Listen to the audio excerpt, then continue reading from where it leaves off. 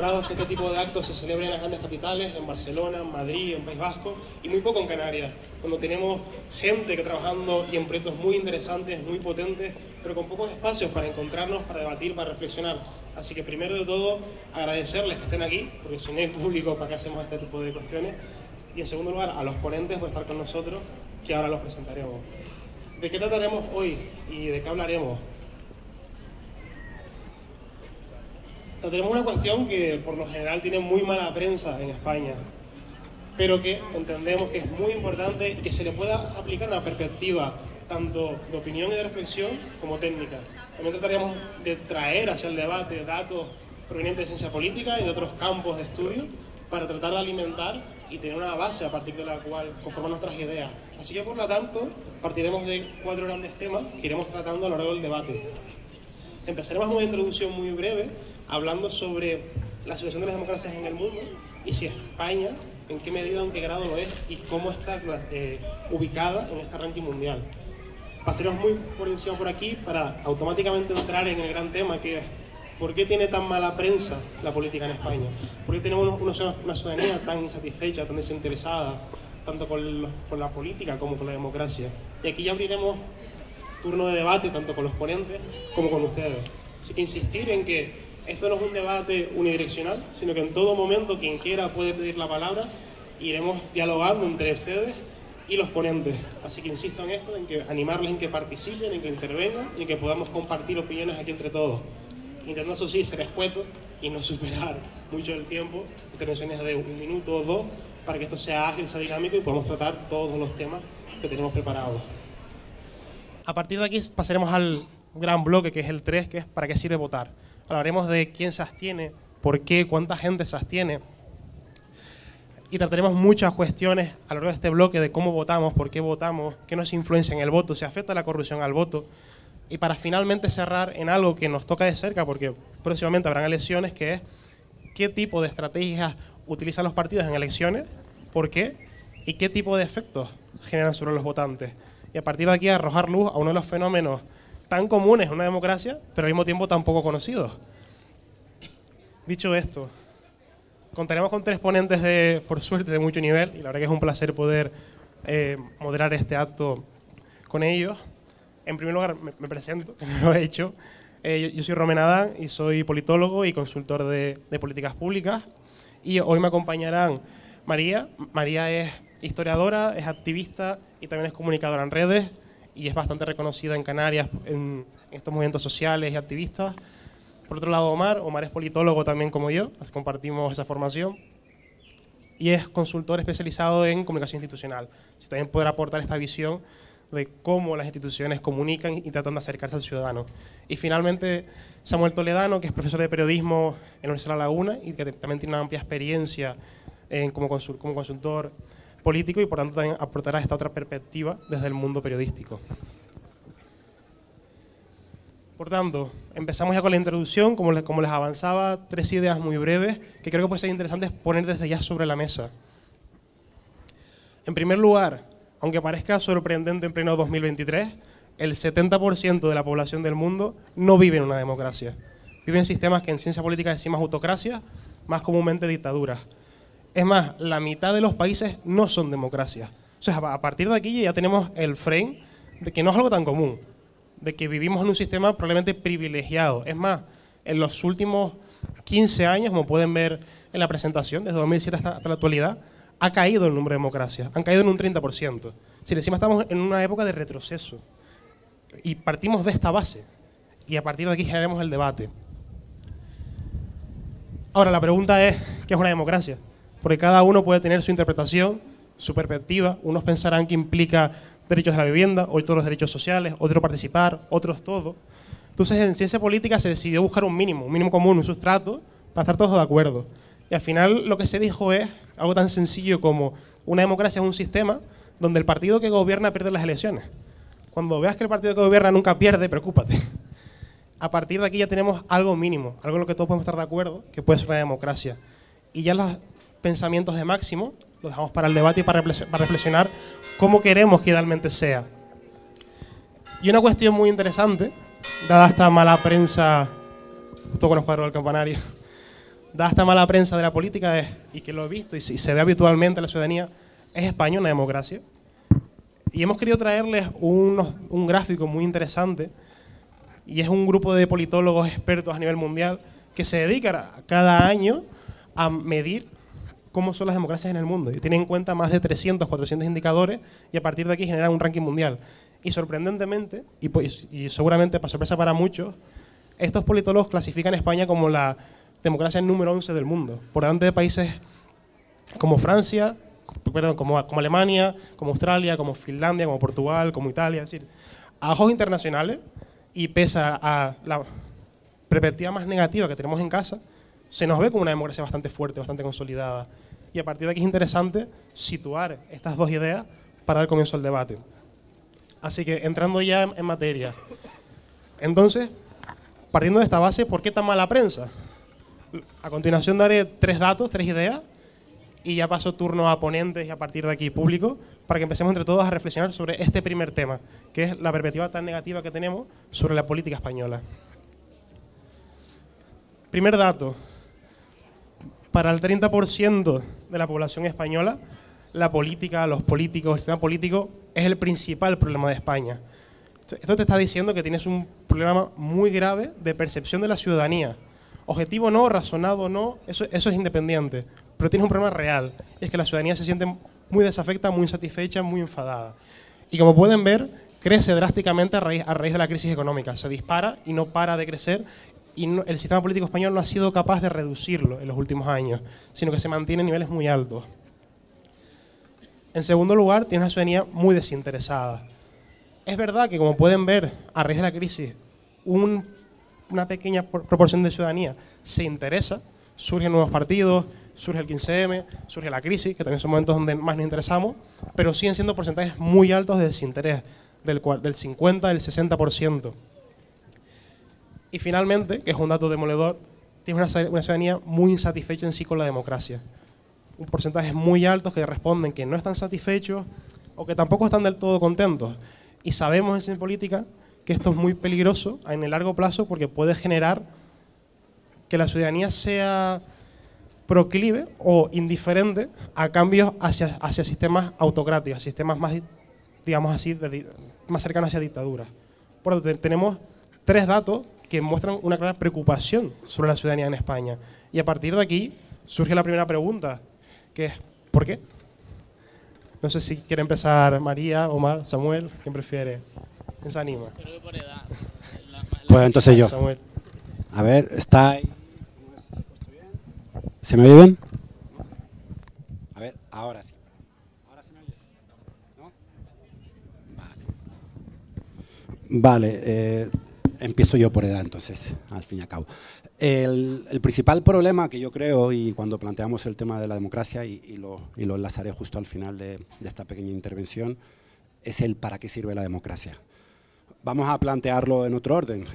Tenemos unas listas de esperas en sanidad exageradas, tardando meses para que te vea un especialista, para que te operen. Hay gente esperando en los pasillos de los hospitales.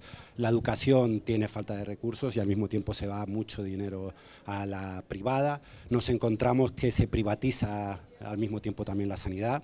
Incluso se quiere privatizar la sangre, la donación de sangre. Nos encontramos con el sector primario se ha destrozado en beneficio de los importadores.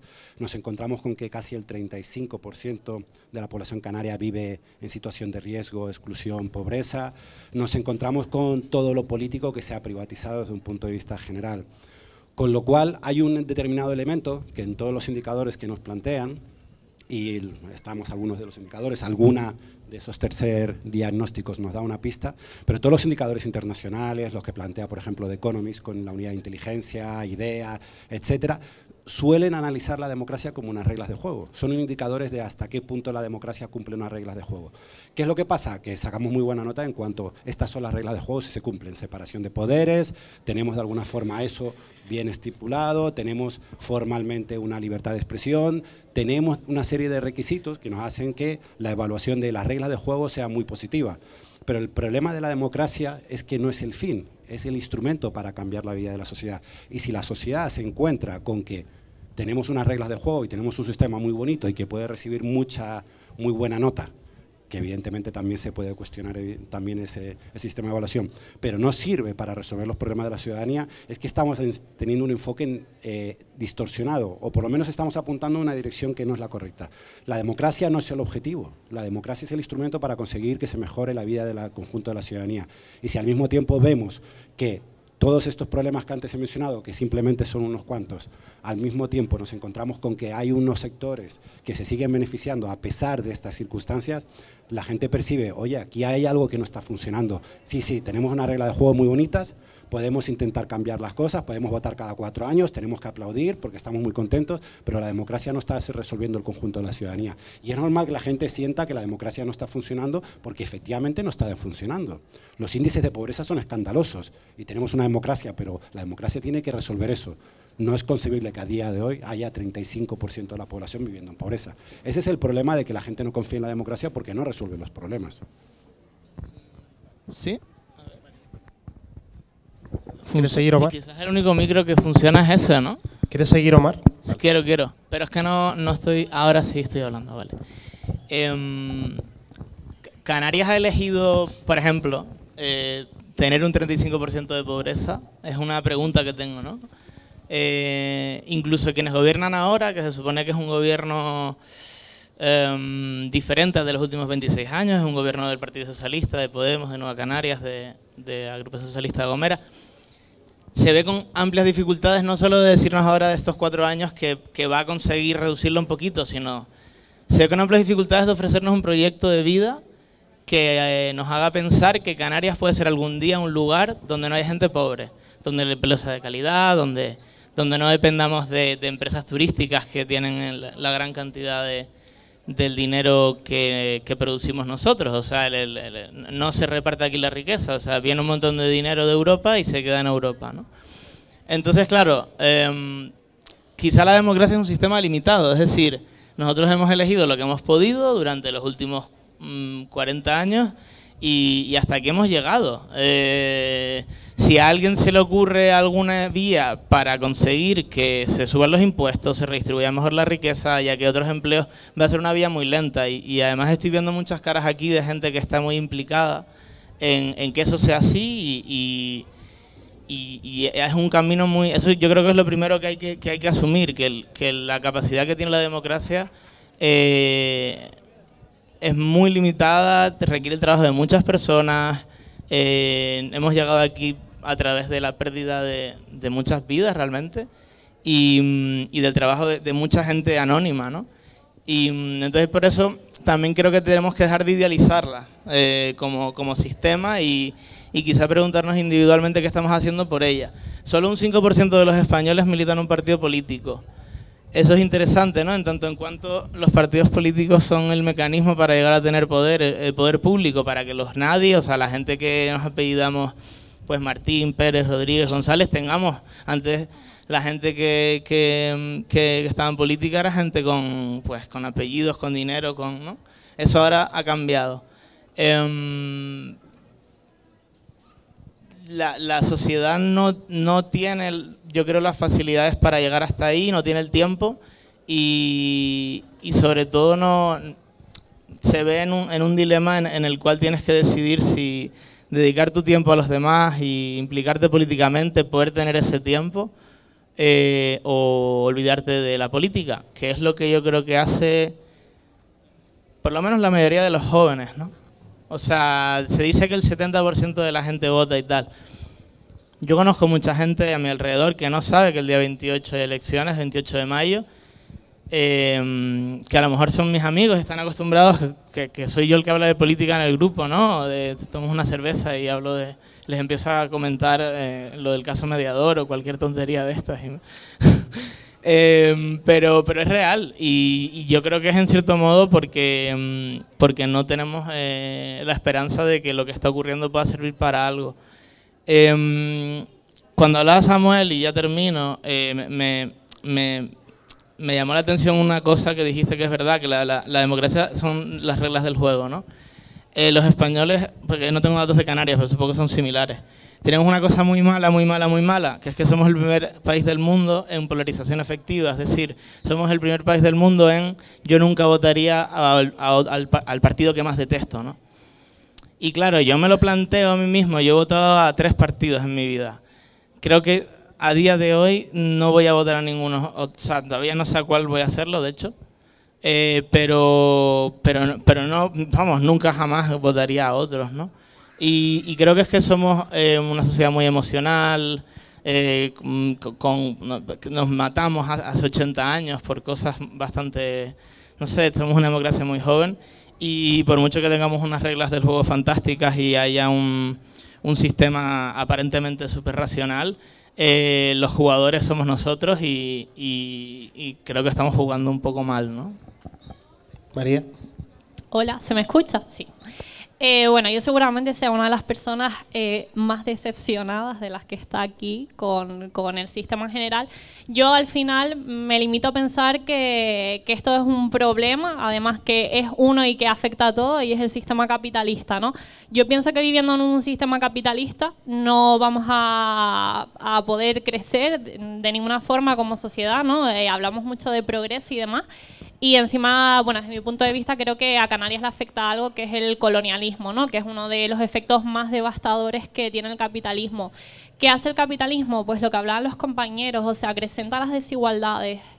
No podemos combatir de ninguna forma desde lo público si esas desigualdades siguen siendo cada vez más. Y en Canarias sabemos que tenemos los índices los mayores de pobreza. Los jóvenes, es normal que los jóvenes estemos 100% con la abstención, que ni siquiera nos interesemos en política, porque al final es algo que no resulta atractivo. Es decir, el caso mediador ya era lo último, ¿no?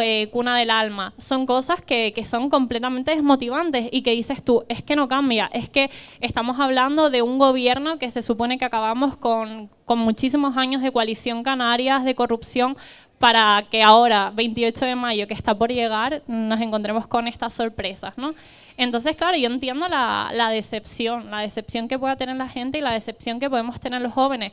Al final somos una generación que está saliendo súper, hiper, mega formada y estamos viendo que nuestras oportunidades de futuro son mínimas y que nos tenemos que ir muchísimas veces para seguir prosperando en alguna otra parte, ¿no? Entonces yo creo que esto, o sea, el tema de las desigualdades es realmente lo que nos está llevando por los suelos y que los jóvenes no se quieran, y digo los jóvenes, ¿no? Porque al final es la parte que me toca, pero bueno, lo digo yo, es gracioso que lo diga yo cuando estoy metida en el activismo 100%, y digo, y constantemente digo lo decepcionada que estoy con la política. Yo voto. Es verdad que todavía este año no sé a quién votar, pero voto y yo sé que todos, a mí esa frase de que todos los políticos y de todas las políticas son iguales, no me gusta absolutamente nada, porque yo a lo largo de estos años que he practicado el activismo un poco más fuerte, por así decirlo, yo me he sentido súper acompañada por políticos y por políticas. Es decir, que no me imaginé que ellos fueran los que fueran a estar de mi lado. También es verdad que he estado con otros que lo único que han hecho han sido socavarme, y yo he tenido llamadas amenazándome, que me quiten en medio, y esto viene de la casta política, por así decirlo, ¿no? Entonces, vamos, que lo estoy diciendo yo, pero al final que me levanto todos los días y que quiero que cambien las cosas, y por eso pienso que es tan importante esos movimientos en las calles, el papel, por ejemplo, de las redes sociales, ¿no? ¿Cómo ayuda el papel de las redes sociales? O sea, yo sé muchísimos colegas que es lo que dice Omar, que yo soy la típica pesada que en el grupo de amigos es la que dice, pues mira, el caso mediador, y mis amigas, ¿pero qué es eso? ¿O qué fue lo que pasó en Cuna del Alma? ¿O el programa político de Coalición Canarias? ¿O el del PSOE? ¿O el de Podemos? ¿O qué es el Pacto de las Flores? O sea, yo cuando mis amigas, después de 4 años, no saben lo que es el Pacto de las Flores viviendo en Canarias, es como...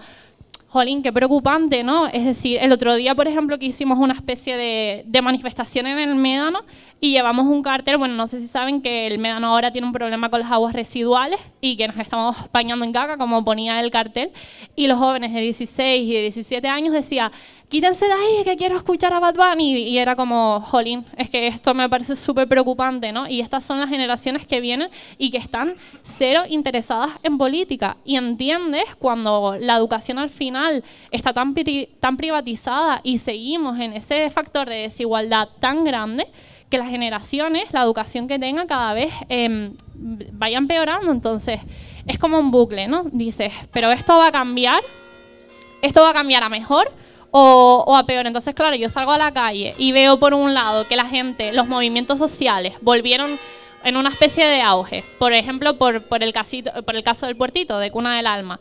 Y vi a la gente súper esperanzada. Nosotros nos paraba gente y decía, oye, pues sigan, estoy súper animada, tengo esperanza otra vez por esto. Pero después voy al Médano y veo que jóvenes de 17, 16 años me dicen, quítate que quiero escuchar a Bad Bunny. Es como, ¿qué estamos haciendo? Y después los índices de pobreza que tenemos en Canarias. O sea, yo creo que para que nosotros podamos tener cierta conciencia es necesario cubrir las necesidades materiales básicas de la gente. Tú no le puedes decir a un padre y a una madre que eduque a sus hijos con valores feministas, con valores ecologistas, ¿no? Con temas que son súper transversales, pero tú no le puedes decir eso a un padre y una madre que está hiper precarizada, que necesita llegar a final de mes para llenar su nevera. Tú no le puedes pedir más a un padre y una madre que está trabajando 12 o 10 horas al día. Entonces, yo creo que una vez cubramos esas necesidades materiales básicas, podemos ir progresando un poco y concienciándonos. Y claro, ¿quiénes cubren esas necesidades materiales básicas o quiénes deberían de cubrirlas? Los políticos y las políticas.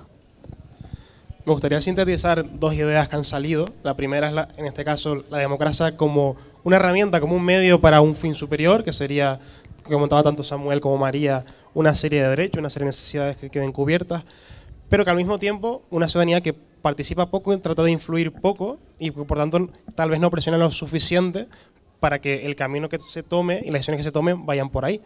Y Omar trataba un tema que también dificulta mucho este tipo de acciones, tanto dentro de la ciudadanía como a nivel político, y es la polarización, tanto política, cada vez tenemos partidos más distanciados entre sí, como fundamentalmente afectiva, que es cuando transfiere de la parte política hacia la sociedad.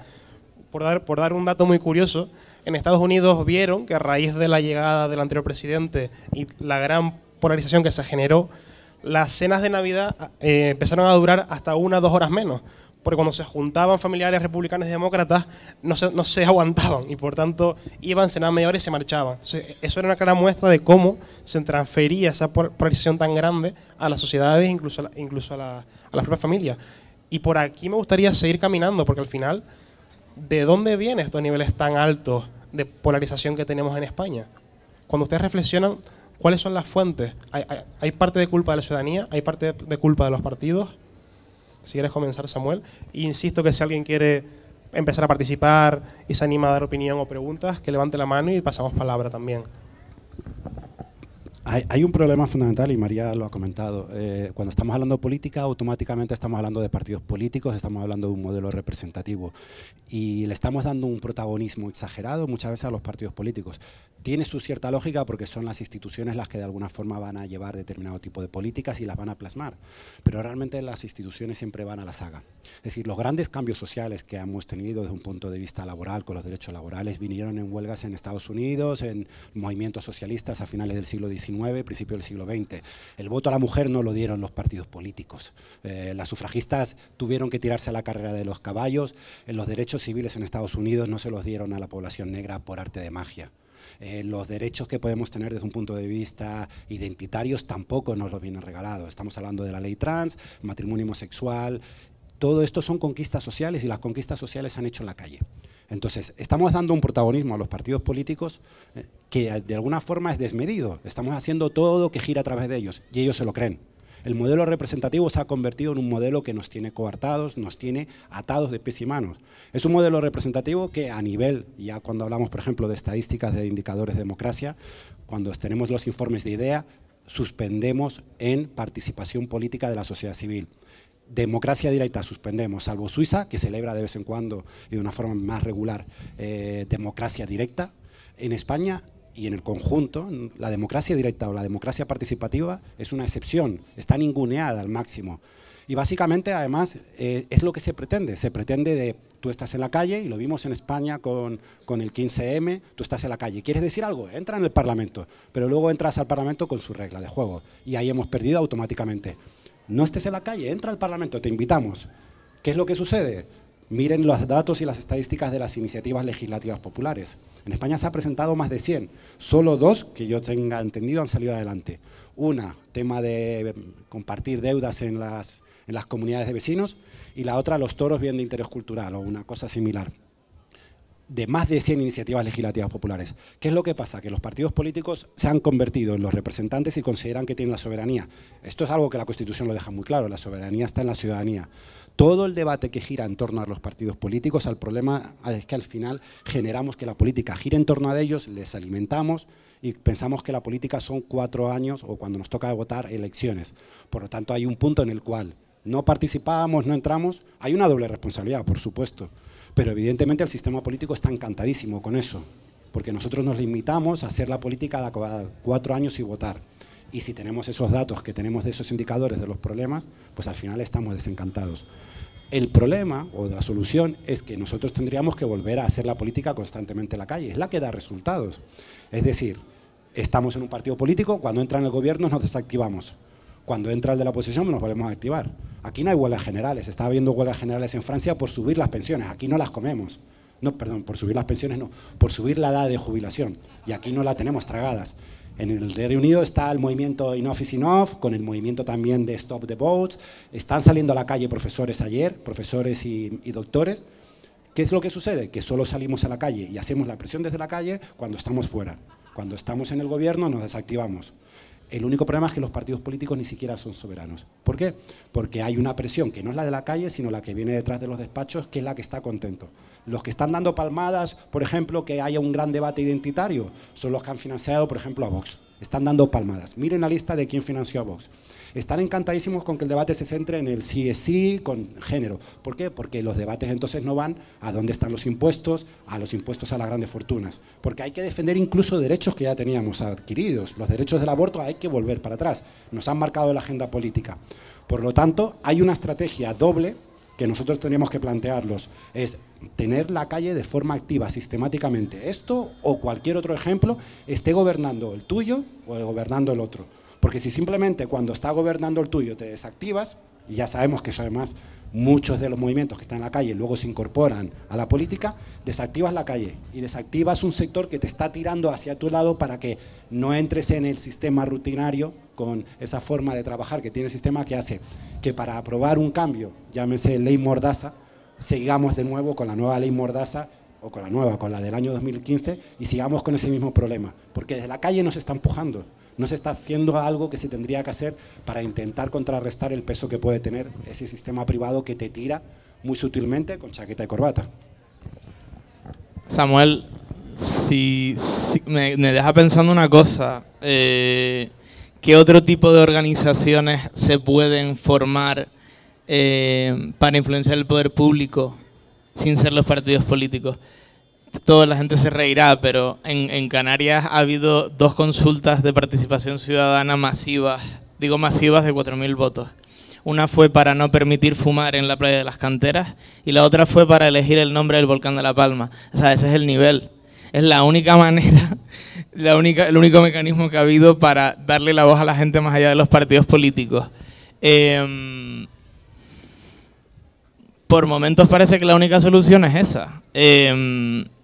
Y creo que el planteamiento que tienes es bonito en el sentido de que pues, yo me acuerdo cuando tenía 16 años y veía el 15M en la pantalla de mi ordenador en la casa de mis padres y decía, jo, qué guay en Madrid lo que están haciendo, tal, aquí están en la Plaza de la Candelaria. Pero es que yo me acuerdo la primera campaña en la que trabajé, que fue en este municipio, que fue histórico. La campaña la hicimos 60 personas. Creo que hubo 12.000 votos, me parece. Sí, algo así. ¿A cuántos tocamos, no? Es decir, muy poca la gente que está participando como para plantear esos escenarios, porque al final nadie se quiere implicar tanto realmente. Y al final todo acaba trufado por las organizaciones, los políticos se cambian de partido. O sea, si tú quieres ahora explicar cuál es la trascendencia de Drago, ¿no?, del partido Alberto Rodríguez, por mucho que tú quieras hablar del nacionalismo canario, del activismo, de la realidad que está planteando la gente de Cuna del Alma, digo en primera persona, María. O sea, miles de escenarios, la gente probablemente, si Dragos consigue llegar a algo, sea porque Alberto Rodríguez fue diputado de Podemos en el Congreso de los Diputados y las Diputadas, y salió como salió de ahí, ¿no? Entonces, claro, es frustrante porque el escenario que comentas está bien y hemos hecho historia muchas veces en España. En los años 30 se hizo historia, si hubo que montar una guerra civil para matar a tanta gente fue porque aquí se estaba haciendo algo importante. O sea, eso no fue casualidad. En el 15M se hizo historia, o sea, el mundo, o sea, nos miraba, se han hecho cosas muy bien y somos un ejemplo en muchas cosas, en realidad. Lo de que somos el número 11 mundial en democracia, ¿no? Tenemos un problema de amor propio también como sociedad, tanto Canarias como España, ¿no? A veces nos cuesta decir, oye, que estamos aquí, somos gente fantástica, ¿no? Yo no sé si un país que tenga una juventud tan feminista como esta, ¿no? Entonces, todo eso está muy bien, pero hace falta gente y no la hay. Porque la realidad es que, incluso yo he visto encuestas que aquí puede llegar a gobernar la derecha en mayo. Eso es raro en La Laguna, ¿no? Me gustaría, María, aprovechar para preguntar... No, la derecha de verdad. Bueno, Omar. No me meto, pero te hablo de Vox. Coalición Canaria, bueno, sí, claro. O los caciques. Aprovecho para preguntar, porque creo que es interesante, ya que María participa en el activismo, y es que estamos viendo dos perspectivas sobre quién tiene o quién no puede tener poder. Y al final los partidos también cumplen un rol fundamental, y es que somos 1 millón de personas en Canarias y alguien tiene que pensar qué queremos. Porque al final, si no, cada persona tiene una propuesta diferente y los partidos hacen esta función de agregación de preferencias. Errónea, no errónea y con fallos de por medio, pero tratan de combinar, juntar e identificar qué proyectos quieren las personas. Y a partir de aquí hay otros movimientos que tratan de complementar desde fuera, como son los movimientos sociales. Por tu experiencia, ¿cuál es la relación entre los partidos y los movimientos sociales? ¿Hay un choque frontal? Hay choque, pero al final nos retroalimentamos, ¿no? Yo estoy 100% de acuerdo con lo que dijo Samuel. De hecho, yo pienso que es imposible que los partidos políticos resulten atractivos porque ya lo han demostrado, no lo son para la gente. Sin embargo, hay muchos movimientos sociales que yo creo que sí pueden resultar, porque además la gente se puede ver identificado, y el nivel de horizontalidad en el que tú puedes participar en un movimiento social creo que es más amplio, ¿no? Sí creo, o sea, de verdad 100% con lo que decía Samuel. Para mí el problema es cuando el sujeto político, yo de verdad detesto épocas de elecciones, porque de lo único que hablamos son de políticos y de políticas que yo durante los 4 años de legislatura o los que lleven gobernando no había escuchado ni sus nombres, y de repente te los ves aparecer todos los días porque ahora van a hacer no sé qué, porque le prometieron a la vecina que ahora le van a poner las 5 flores que quería. Entonces, el sujeto político, ¿no? De repente en época de elecciones, los que no habían aparecido ahora aparecen y son los grandes protagonistas, cosa que a mí me molesta mucho, porque vamos a hacer, y de verdad, yo esto no lo hago como una crítica a los políticos, aquí hay políticos que yo de verdad adoro y admiro muchísimo, pero sí es verdad que creo que no estamos en igualdad de condiciones. Primero, el salario que tiene un político está bastante desigual a lo que podemos llegar a cobrar nosotros y nosotras. Creo que es verdad, nos representan, hay muchísimos programas de partidos políticos que nos representan, pero yo creo que es un problema poner en el centro el sujeto político nada más, ¿no? Y creo que es súper importante que el sujeto sea la población civil, sea empoderar a la población civil. Que nosotros no podemos decir, por ejemplo, Alberto Rodríguez, va a venir Alberto Rodríguez, como yo escuchaba muchísima gente, a salvar lo que viene a ser Canarias. No, es que a Canarias no la va a salvar nadie, a Canarias la salva la gente que trabaja todos los días y que se levanta y que está súper precarizada y que tiene que seguir adelante con eso. Eso es lo que salva a Canarias. Entonces, pues como la mujer en el feminismo, es decir, hay que empezar a dar el protagonismo a ciertos sujetos, a la mujer, a la población civil, a los jóvenes. Los jóvenes nunca en la vida hemos sido el sujeto protagonista en nada. Los jóvenes en realidad no estamos ni siquiera... Ahora aquí un poquito, pero no estamos incluidos en muchísimos debates. Yo no veo que la población joven sea un sujeto protagonista, no lo he visto nunca. La mujer lo está empezando a hacer, los jóvenes lo podemos estar empezando a hacer. Pero yo creo que es un error absoluto, que es lo que decía Samuel, al final la calle hay que activarla, sea sea tu partido o sea tu gobierno en el que esté, por ejemplo, yo soy una chica de izquierda, ahora se supone que está gobernando los que son mi partido, ¿no? Pero es que aún así ellos también cometen errores, porque yo creo que al final la institución está muy limitada. Es decir, idealizar la institución por más que sea de izquierda o de derecha y de pensar que la institución nos va a salvar, no. Lo hemos visto, los pelotazos urbanísticos se hacen igual con la izquierda o con la derecha. La destrucción del entorno se hace igual con la izquierda que con la derecha. ¿Que con unos menos y con otros más? Pues no lo sé. Yo lo que he visto con el gobierno progresista que tenemos, que también lo tenemos bastante complicado. No todos son iguales, no estoy incluyendo a todos los partidos políticos, pero sí es verdad que el sistema institucional tiene muchísimas limitaciones. Por eso creo que es un error darle ese protagonismo tan grande que sobre todo le damos en épocas de elecciones a los partidos políticos, que no digo que no sean importantes. Evidentemente, donde se votan las leyes, donde se votó la ley del solo sí es sí, que para mí es súper importante, el aborto, la ley trans, eso de dónde se hace, de las instituciones, ¿no? Pero sí es verdad que creo que la calle, como dice Samuel, hay que tenerla activada 100%, y ya sea el gobierno en el que esté, si están los de izquierda o si están los de derechas, pero tenemos que tener el sujeto político claro, y el sujeto político protagonista tenemos que ser nosotros y nosotras, porque los que se van a levantar todos los días a la calle a trabajar no va a ser el político. El político puede cobrar más de 6.000 euros al mes, nosotros y nosotras no vamos a cobrar más de 6.000 euros al mes. O sea, quítense eso de la cabeza. Vamos a dejar de idolatrar a la gente, como yo veo que hacemos con muchísimos políticos, porque no es la realidad, no están en las mismas condiciones que estamos nosotros. Aparte, después de los privilegios con los que ellos cuentan, es decir, las redes caciquiles no surgen de la nada. Las redes caciquiles se dan por ciertos privilegios que se les da no me gusta utilizar el término clase política, a veces ya lo uso de histérica, pero sí es verdad que tenemos que tener cuidado con eso, a quién le damos la importancia, ya sea época de elecciones o no sea época de elecciones. Por eso, para mí lo que dijo Samuel es 100%, y creo que si no hay ese interés y que los partidos políticos resulten atractivos, es precisamente por eso, y además porque ellos mismos y ellas te demuestran lo que hacen. Yo no le puedo decir a un colega, deja de fumar y te ahorras el dinero en fumar, cuando veo después el caso del mediador y veo que hay un político que se lo está gastando en cocaína y en prostitutas, y yo le digo a mi colega que no se puede permitir un papel, o sea, papelillos, y el otro con dinero público, con dinero de todos nosotros está haciendo eso. Es normal que no resulta atractivo, o sea, creo que es lo más normal del mundo. Tenemos una intervención del público, te doy paso y a continuación pasaremos al siguiente bloque y conectamos con todo lo que hemos ido hablando. Gracias. Bueno, en primer lugar, gracias por organizar esta sesión.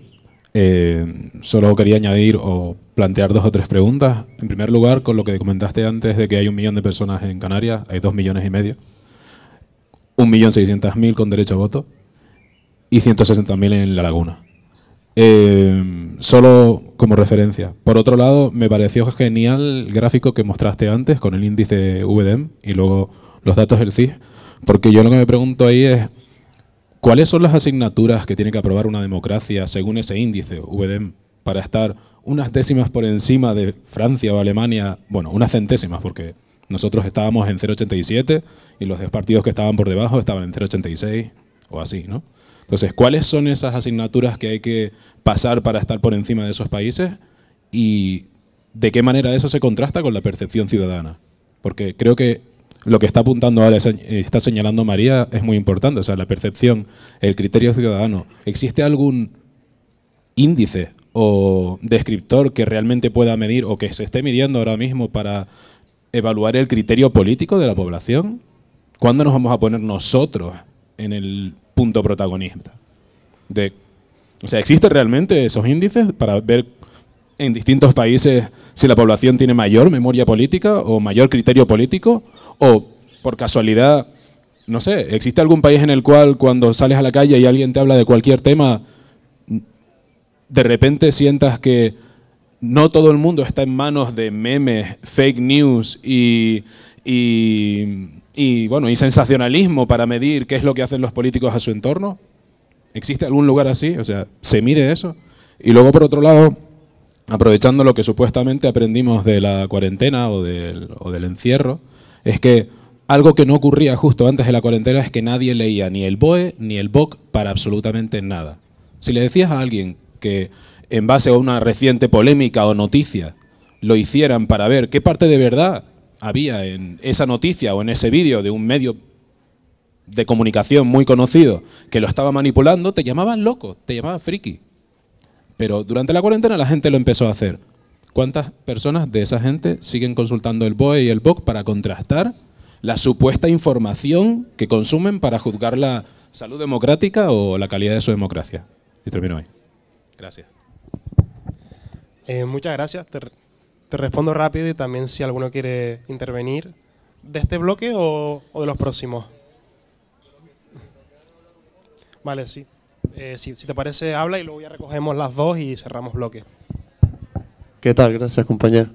Nada, yo, por lo que están hablando, totalmente de acuerdo con lo que dijo el compañero, de que la democracia es el camino para conseguir los objetivos. No sé si están consiguiendo con un 45% de pobreza que hay en Canarias, las privatizaciones que están diciendo, todo bueno, la situación que vivimos, me imagino la mayoría de gente que estamos aquí día a día.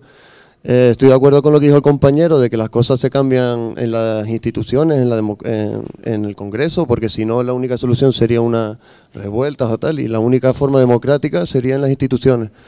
Lo que dijo la compañera, que la mayoría, no sé si sabemos o la gente sabrá, me imagino que quien está gobernando en Canarias es el Pacto de las Flores, que son el PSOE, que son un partido, como se está viendo, de corruptos y corruptas caciques. Asociación Socialista Gomera, con el cacique corrupto de Casimiro Curbelo, Nueva Canarias, Román Rodríguez, otro corrupto, y el partido que supuestamente iba a cambiar todo eso, Podemos Canarias, que está amparando todo eso. Es decir, estamos representados, sirve algo la democracia si el partido que supuestamente iba a cambiar las cosas están en las instituciones cobrando, como Noemí Santana, todos esos 70.000 euros, pactando con caciques corruptos como Casimiro Curbelo, fomentando y amparando proyectos como lo de que decía la compañera, Tumba del Alma, no solo eso, los campos de concentración que están en las raíces, en los baldíos, la gente que está malviviendo ahí, que sufre todo, la pobreza, que no es del 35, sino del 40 y pico %, es decir, ¿sirve de algo las instituciones? ¿El partido que iba a cambiar todo eso ha hecho algo? No sé, era una pregunta que quería decir y yo particularmente creo que no, y estoy como la mayoría de compañeros y compañeras, que no sé a quién voy a votar, porque es que no creo que las alternativas que hay no somos, y lo peor es que la derecha de corrupción canaria y todo eso se aprovecharán para venir y seguir haciendo lo que supuestamente este gobierno iba a cambiar. Digo, ¿hay alternativas? No sé, lanzo esa pregunta, sí, y gracias por permitir participar. Muchas gracias a los dos por responder rápido lo primero que comentabas, y con una mala noticia, y es que el desinterés, la desafección, la insatisfacción política es común en todo Occidente. Es decir, es una tendencia mundial, no solo española. Desgraciadamente es la norma. Y por otro lado, respecto al índice, tengamos en cuenta que seguimos siendo España. Es decir, el mundo es muy grande y aunque podemos estar insatisfechos con nuestra democracia, sigue siendo una de las mejores del mundo. Y seguimos teniendo niveles de desarrollo económico, de desarrollo social muy por encima de la gran mayoría de países del mundo. Por tanto, en términos relativos estamos muy bien, estamos muy desarrollados. Lo que pasa es que claro, cuando nos comparamos con otras democracias, que son ya el top 3, ahí empezamos a ver hacia dónde queremos caminar. Pero no perdamos la perspectiva de dónde nos situamos como país en lo que es el globo, por responderte. Y por ahí también que puntuemos tan alto en estos tipos de índices. No sé si quieren hacer algún comentario a los dos puntos que han hecho los compañeros o vinculamos ya con el siguiente bloque, porque creo que han tratado muchas cuestiones y también se planteaba en la última intervención sobre cómo se puede cambiar. Y aquí me parece muy interesante hablar sobre quién no vota, quién participa, quién no participa, porque si bien hay consenso, y parece haber consenso de los ponentes en que todos quieren promocionar un proyecto de sociedad y con unas ideas de hacia dónde debemos caminar y qué mejoras queremos implementar, luego la participación es la que es. Por tanto, como pueden ver los gráficos, la abstención en elecciones nacionales suele ser del 30% aproximadamente media. Cuando hablamos de elecciones autonómicas como Canarias, el 40% se queda en casa. Y un detalle muy curioso, cuando le preguntas en las encuestas, que es la gráfica, la línea verde que tienen debajo, la gente te miente y te dice que sí que va a votar, porque le da vergüenza. Entonces, estas cuestiones también son bastante paradójicas. Pero sin embargo, y es la cuestión clave, la abstención no es homogénea. Es decir, la gente que se abstiene es diferente a la gente que vota. Y eso puede ser problemático, porque si quien se abstiene es de un perfil puede hacer que hayan pocos incentivos a legislar en favor de esos colectivos. ¿Y quién se abstiene? Es la pregunta, por tanto. Y a modo de 3 pinceladas, sabemos y se sabe que el perfil es muy claro. Los jóvenes se abstienen mucho más que los mayores. Y eso también genera incentivo a legislar en favor de la gente mayor y despreocuparse también de los jóvenes. Sabemos que la gente con menor nivel de estudios también suele participar menos políticamente, tanto en elecciones como a nivel de movimientos sociales, sindicatos, etcétera. Sabemos también que la gente de municipios grandes suele votar menos, pero luego, y más importante aún, probablemente la gente más perjudicada es también la que más se queda en casa. La gente está más insatisfecha con cómo va la política, la que cree que la economía va peor, y muy curiosamente, y para mí este dato es demoledor, quien cree que tiene más probabilidades de perder su empleo los próximos meses, se queda en casa. Es, por sintetizar, probablemente los colectivos más afectados, que más necesitan, si la democracia es un medio, como se ha ido poniendo en este debate, de que la política dé respuesta, más tienden a no participar, más tienden a desinteresarse y a tener una percepción de desafección hacia el sistema. Y esto puede, o no, porque al final es una decisión individual, ser problemático. Así que paso aquí el debate. Si la gente no se interesa, si la gente no va, igualmente se tienen que hacer políticas pensando en qué necesitan, o al final es una decisión legítima. ¿Quieres empezar, Omar? Sí. Los procesos electorales se parecen mucho a cualquier mercado, realmente. O sea, un partido político lo que hace es buscar personas que apoyen lo que ellos plantean. Y sus estrategias están fundamentadas precisamente en eso. O sea, por ejemplo, Podemos está muy enfocado a nivel nacional en todo lo que tiene que ver con igualdad, todo lo que tiene que ver con feminismo, y quizá ha dejado de lado otras cosas que lo representaban antes, ¿no? Por poner un ejemplo, ¿no? Entonces, es peligroso creer que las organizaciones políticas tienen unos ideales y que no están compuestas por personas que hacen cálculos racionales, que además viven de esto, ¿no? Yo antes, lo que comentaba el compañero de que Noemí Santana cobra 70.000 euros y así, solo un 20% de los políticos en España cobra. Vamos a poner un ejemplo en nuestro ayuntamiento.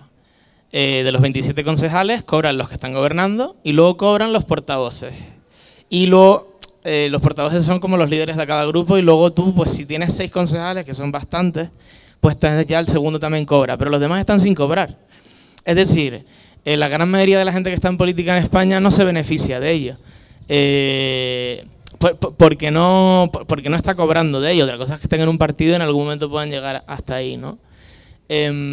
Y esa es la realidad. O sea, no van a apoyar las políticas de los jóvenes si los jóvenes no se meten en política, no van a querer apoyar las políticas de inmigrantes si los inmigrantes irregulares no tienen capacidad de votar. Y por poner un ejemplo también súper chungo, en La Oliva, en Fuerteventura, hacen unas fiestas fantásticas para italianos. ¿Por qué? Porque es que si eres comunitario puedes votar a las elecciones municipales. Y en La Oliva, en Fuerteventura, hay un montón de italianos. ¿Y qué pensó Coalición Canaria cuando vio eso? Montar una fiesta para italianos. ¿Por qué? Porque lo que quiere es que les vote la gente. Entonces, al final es eso, ¿no? O sea, el que quiera pensar que vivimos en un mundo fantástico en el que pues no es así. O sea, por ejemplo, la propia reforma laboral que se aprobó hace poco en España, que es fantástica, que la apoya Yolanda Díaz, etcétera, etcétera, es una reforma laboral que realmente no va muy lejos, pero es una reforma laboral que te permite una cosa, que es defenderla muy bien en medios, porque resulta que el paro está súper bajo en España, la temporalidad ha bajado muchísimo, y yo conozco a más de una y a más de uno que es fijo discontinuo, porque que está acumulando contratos temporales por causas de la producción de la empresa, ¿no? Y no te hacen fijo discontinuo, no te hacen indefinido. Entonces, al final todo está orientado a una serie de estrategias y no hay mucho más, ¿no? O sea, peco de poco idealista en esto, pero al final lo que ve uno cuando se acerca a ese mundo es que básicamente es como cualquier empresa que tiene su repertorio, ¿no? Para seguir Para seguir ahondando en este tema, Samuel, ¿por qué no vota estos colectivos? ¿Por qué crees que no? ¿Y crees que se incentiva que vayan a las urnas? En cierta medida, lo que plantea Omar es la realidad. Es decir, estamos viendo la política como un sistema casi de mercado, de consumo. Compramos un voto. Los partidos políticos se presentan como una marca y los candidatos, además, a pesar de que en España no tenemos un sistema presidencialista, se vota a Pedro Sánchez, se vota al nombre y apellidos y realmente votamos a partidos políticos. Hay un problema estructural y es que yo creo que ahí tenemos cómo se conciben los partidos políticos y también es en cierta medida lo que ha planteado, cómo captar al cliente. Es decir, nos tratan como a clientes, es que tampoco es mucho más secreto, ¿no? De hecho, las campañas electorales en los equipos, por regla general, siempre hay mucho debate entre la gente que viene de publicidad o marketing o el publicista y el que hace los discursos, ¿no? Y un poco por experiencia propia, pues, te ves ahí en esa especie de disyuntiva de este es tu discurso, este es tu programa electoral, esto es lo que tienes que defender, pero luego está la estrategia, luego está la imagen y al final empiezan a tener un protagonismo muy desmedido todos los que te venden esa figura de marca.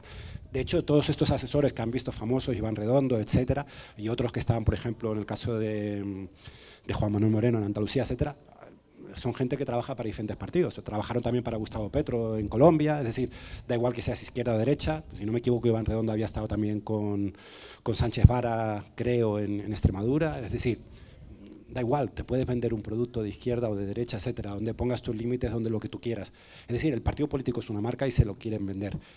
El gran problema, y además aquí sí que es cierto que había algunos debates desde un punto de vista académico que lo abordan, plantean, el partido político tiene que contar o tiene que pedir o tiene que exigir o tiene que demandar lo que pide la gente porque quiero el voto. Entonces, a partir de ahí, mi programa electoral lo voy a adaptar. Y hay algunos que plantean decir, no, el partido político, este es mi programa, este es mi ideal, si te gusta lo quieres y si no, no lo votas. Pero venga, vamos a intentar captar al máximo público y además incluso con discursos muchas veces muy ambiguos, ya saben también el concepto ese de centro, como lugar inmediato donde podemos captar un poquito de aquí, un poquito del otro. Y hay gente que plantea, dice, no, el partido político tiene que ser honesto a sus ideales y el programa electoral, no sé si recuerdan su momento hace ya tiempo, la figura de Anguita, lo de programa. Una cosa es el ideal, el discurso político y el peso que deberían de tener.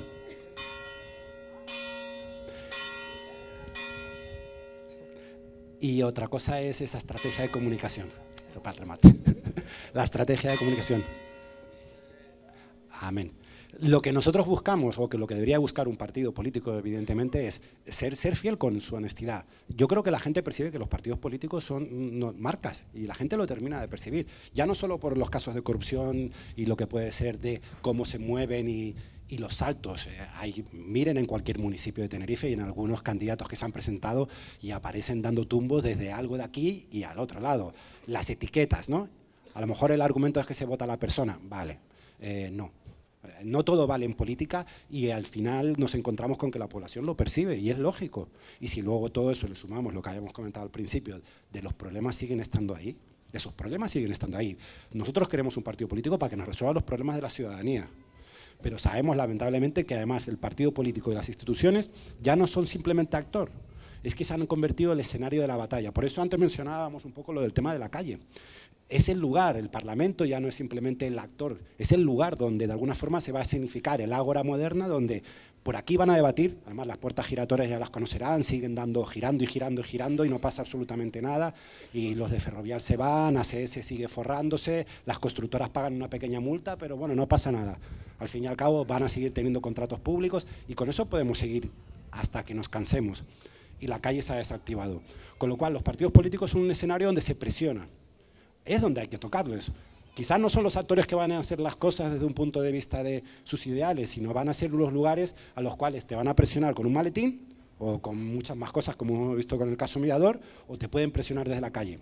Y los ejemplos, y además la historia nos está contando que desde luego los partidos políticos, si no les presionamos, si no les tocamos, por otro lado les van a presionar de una forma un poco más encubierta o en esos despachos, y por eso tenemos que concebir ese lugar donde transformar a los partidos políticos desde fuera, porque desde dentro con el sistema que tienen evidentemente también vamos a conseguir de que no los metemos a todos en el mismo saco, evidentemente, por supuesto que no, ni tampoco toda la gente que no vota está en las mismas circunstancias. los sistemas de votar o no votar también, y el no votar también puede ser político, y probablemente pueda ser mucho más político a lo mejor que muchos de los que votan por inercia, porque al fin y al cabo voy a ir a votar porque bueno, es lo que toca, poner la papeleta, etcétera. Y el que no va a votar probablemente también está siendo político, o sea, que tampoco demonicemos al que no vota, porque habría que plantearse también que si los índices de no voto o los índices de abstención fueran súper, digamos, súper altos, pues desde luego a lo mejor sería un toque de atención. Habría que plantearse hasta qué punto, ¿no?, esa abstención activa, ¿no? No demonizar al que va a votar como el que se queda solo en el sofá, ¿no?, como el título de la charla. Hay mucha gente que no vota porque no cree en las reglas de juego, no porque no haya una o dos, tres personas válidas, sino porque las reglas de juego hacen que al final vas a votar a uno y el voto muchas veces uno tiene la sensación de que no sirve para nada. Aprovecho para recoger dos ideas y preguntarte, María, porque a veces les pedimos a los partidos que sean muy fieles a su idea, que tengan su programa y se mantengan. Pero al mismo tiempo les pedimos que nos escuchen y que se moldeen. Por tanto, a veces, tal vez, estemos siendo contradictorios o estemos pidiendo cosas contradictorias, o existe un punto medio. Yo creo que hay un punto medio, que antes de decir con esto me pareció súper interesante lo que dice Samuel, porque al final eso no se recoge en la gente que se abstiene a votar, y es verdad que el abstenerse puede ser una respuesta de decir, oye, estoy enfadado, porque a mí, por ejemplo, me está pasando, yo nunca, desde que tengo edad para votar, me he planteado, porque para mí es un derecho, votar al final sigue siendo un derecho que tenemos todos y todas, y yo nunca me había planteado el que sean unas elecciones y decir, pues esta vez no voy a votar porque estoy decepcionada, ¿no? Siempre lo he tenido como algo que es casi obligatorio, porque si queremos cambiar las cosas, creo que es necesario también cambiarlo desde las instituciones. Pero me parece curioso y de hecho nunca no me lo había planteado o materializarlo así como lo acaba de hacer Samuel, el hecho de decir, no voto porque estoy enfadada, y eso es ser político también, ¿no? El hecho de decir, no voy a votar porque las condiciones no se adaptan. Y con lo que decías, Romain, yo creo que al final es un poco de las dos partes, ¿no? No sé si puedes volver detrás la diapositiva, porque creo que al final es lo que decía antes de... ¿Dónde está por aquí la gente que no vota, la gente que se abstiene, los colectivos que no suelen votar? Vale. Tienes dos diapositivas. Sí. Los jóvenes, las personas con menor nivel de estudio y de municipios grandes. Yo creo que esto es súper importante y es en lo que insistía antes, ¿no? La gente que no vota y por qué no vota. No solo creo que la política sea algo que sea casi un mercado, ¿no? Primero recordemos, por favor, que, por ejemplo, el bipartidismo está financiado por empresas, ¿vale? Es decir, claro que la política es un mercado porque, a ver, de quiénes están financiados esos partidos políticos, ¿no? Y después también el tema de esto de los jóvenes, las personas con nivel de estudio y de municipios grandes. A esto es lo que me refería con dar cierto protagonismo a ciertos sujetos. Los jóvenes no hemos sido protagonistas en la vida. Nunca. Nunca jamás en la vida. Es decir, ustedes cuando van a escuchar una conferencia, lo menos que van a ver es una persona joven. Las propuestas de los jóvenes no se suele tener en cuenta. Sí es verdad que yo he visto un pequeño cambio en los últimos años, pero es verdad que no estamos en el sujeto. Es decir, el joven no se considera como una persona a la que se le tenga que tener en cuenta un montón de decisiones, y de hecho son muy pocos los jóvenes que están en política. Yo veo los discursos del Parlamento de Canarias y digo, por favor, necesito escuchar a alguien entre los 20 y 30 años, porque es que están rozando todos la jubilación, que con esto no me estoy metiendo con la gente más mayor, para nada. Pero sí es verdad que creo que muchos problemas que hay ahora, a día de hoy, en la sociedad, los tenemos la gente joven. La tasa de paro juvenil, que es de las más grandes ahora mismo. Entonces, claro, son problemas que también afectan a una gran parte de la población, y recordemos que todos somos mayores, pero también todos somos jóvenes, es decir, es una etapa en la que pasamos todos. Entonces creo que es importante también empezar a tener a los jóvenes en cuenta para que esta abstención cambie, porque al final el voto de los jóvenes, es decir, ¿cuántos jóvenes hay? ¿Cuántas vueltas no podrían dar electoralmente si todos los jóvenes en masa fuéramos a votar? Mi gente no vota, la gran mayoría de mi gente no vota, o los que votan es porque yo les digo, mira, tienes que ir a votar a no sé qué. En plan, porque si no, es que a ti te pasará también, es que si no votan. Mi madre es la única persona. El micro. Que te hacen caso. Yo diría que sí, de hecho mis amigos suelen reír mucho de mí, en plan, es esto. Sí. Pues entonces eso, en segundo lugar, decía lo de la política, que aquí hablábamos de que la política poco más que parece una empresa, un mercado. Y creo que no solo que parezca una empresa y un mercado, sino creo que la política sigue siendo algo de burgueses. Es decir, para mí la política es algo todavía a día de hoy muy burgués. ¿Por qué digo que es algo muy burgués? Porque parece que la formación política solo la pueden tener unos pocos. Es decir, formación política. Esto viene a lo mismo, viene al tema de las desigualdades. Cuando no hay formación, cuando no hay información, cuando en las clases hay un lugar donde yo creo que todos nos politizamos muchísimo y por lo menos a mí me pasó, y es la universidad. Tú cuando llegas a la universidad empiezas a conocer un foco cultural súper potente, empiezas a escuchar lo que son sindicatos, empiezas a escuchar muchas cosas. Entonces, claro, ¿quiénes acceden a la universidad? En bachillerato pocas veces te politizas, muy pocas, pero en la universidad sí. ¿Podemos acceder todos y todas a la universidad? No. No podemos. De hecho, a la universidad acceden unos pocos y ya ni siquiera hablo de universidades privadas. Hablo de universidades públicas, que viene a ser el coste similar al de una universidad privada. Entonces, este es otro problema. Por eso digo que la universidad, no solo que sea, la política, no solo que sea un mercado, sino que además de un mercado, para mí sigue siendo totalmente burgués cuando no lo debería de ser, porque que todo el mundo tenga derecho a votar no significa, como estamos viendo aquí, que todo el mundo vaya a votar. Y se vota con conciencia, y se vota comunicando, se vota con todas esas cosas. Por eso creo que hay que darle un cambio a todo esto. Y volvemos, ¿cómo se le da un cambio a todo esto? Pues lo que decía Samuel, en la calle. Porque ¿dónde está toda esta gente? En la calle. Entonces creo que es súper importante. Y después Omar también decía, por ejemplo, los migrantes, ¿no? Los migrantes no votan pues porque no pueden, por lo que sea. Entonces tener en cuenta a esos colectivos, ¿no? De jóvenes, de migrantes, todas esas personas que están completamente apartadas, pues darles un poco de protagonismo a ellos. O sea, ese protagonismo que tienen ya los políticos, pues quitárselos un poco a ellos y dárselos a la gente, a la gente normal, a la gente como nosotros. Entonces yo creo que es súper importante saber por qué se abstiene la gente. Y yo creo que, por ejemplo, que no gane la derecha, creo que está completamente vinculado a esto. Que alguien decía que va a ganar, creo que lo decías tú, que puede ganar la derecha en La Laguna. ¿Hola? Es que no. Ah, sí, vale. Nada, vi una encuesta que decía que si Vox entraba en el Ayuntamiento de La Laguna había una posibilidad de que sumara con Coalición y PP, y entonces, claro, yo sigo pensando que Vox no entrará. Pero hay una posibilidad. Los laguneros y laguneras yo creo que están muy tranquilos de decir, oye, esto no va a pasar nunca. Porque La Laguna en general ha sido una ciudad de izquierdas, incluso con los alcaldes de Coalición Canaria, que eran de los menos derechosos que tenían. Pero es una posibilidad porque es que está en juego. Es que puede ocurrir perfectamente, ¿no? Ya el hecho de que esa posibilidad es algo que está que sale del margen, ¿no? Y yo creo que la derecha, yo por ejemplo que estoy ahora haciendo un trabajo de la Unión del Pueblo Canario, ¿no? Y tú ves como en municipios grandes y también en municipios que la gente tiene menos formación, suele ganar la derecha arrasa. La derecha arrasa. Entonces, es importante también que entendamos que la falta de estudio, la falta de formación, la falta de desigualdades, hay gente que la aprovecha, porque está todo pensado, es lo que hablábamos antes. Al final, el político y el programa político está todo pensado, lo que decías tú.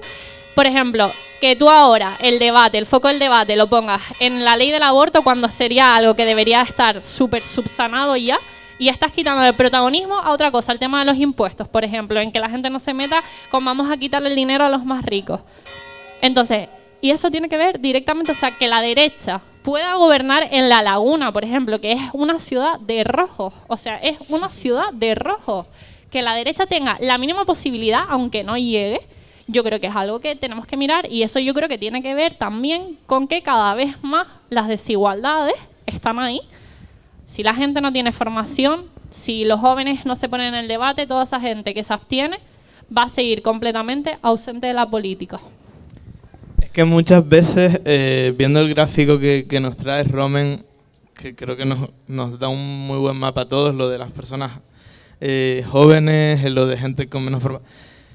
Hay muchísimas ocasiones en las que han ganado partidos que en sus programas fundamentalmente lo que quieren es paliar la situación de estas personas. Nos sorprendería, y les animo a todos que lo hagan cuando lleguen a casa o si tienen curiosidad. A mí es algo que por el trabajo lo hago, pero también es que me gusta mucho porque me gusta mucho la geografía. ¿Dónde gana la izquierda en Tenerife? ¿Dónde gana la derecha en Tenerife? desde las canteras hasta Gracia, las elecciones municipales las ganó Unidas Podemos en La Laguna. Este es uno de los sitios con más renta per cápita de Tenerife, junto con Adeje, una parte de Adeje, el centro de Santa Cruz y así. ¿Por qué, no? Muchas veces sí, las políticas públicas están los partidos políticos orientan sus políticas públicas a gente que quizá no está respondiendo. Es problemático porque, y termino hilando con lo que decía María, ejercer la política es un privilegio. Porque ¿quién tiene tiempo para formarse políticamente? ¿Quién tiene tiempo para ir a un partido? ¿Quién tiene tiempo para ir a un sindicato? ¿Quién tiene tiempo para darse a los demás en una organización, además, súper sectaria? Que a mí lo que más se parece a un partido político que yo he vivido en mi vida es un colegio privado. Y realmente es como... ¿Cómo se va a acercar la gente ahí si queremos ser libres, si queremos estar bien, ¿no? Entonces, es muy complicado porque yo no sé si... creo que en el barrio de La Candelaria, creo que era el porcentaje más bajo, vota un 40% de la gente que linda con Santa Cruz en la Cuesta. Sin embargo, en La Vega Lagunera vota un 80% de la población, ¿sabes? Entonces, claro... la gente con más renta es consciente de sus privilegios y por eso vota, porque los quiere proteger, ¿no? Tenemos dos preguntas del público, voy a aprovechar para dar paso.